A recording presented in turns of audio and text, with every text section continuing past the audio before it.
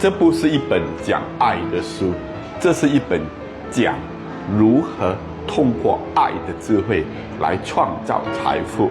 很多人提到爱这个字，就想到它一定是软的，一定是什么感性啊，属于一些讲感情不讲理的。其实不是，爱的智慧有3大理念：第一就是关爱，第二是勇气，第三是连接。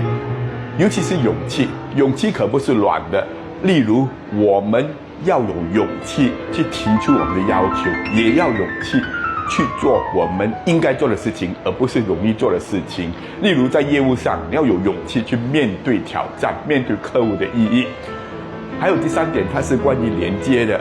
如果你要有业绩，要有财富，你要连接到对的平台，还有对应着天时地利人和。因此，爱的智慧是创造财富的系统。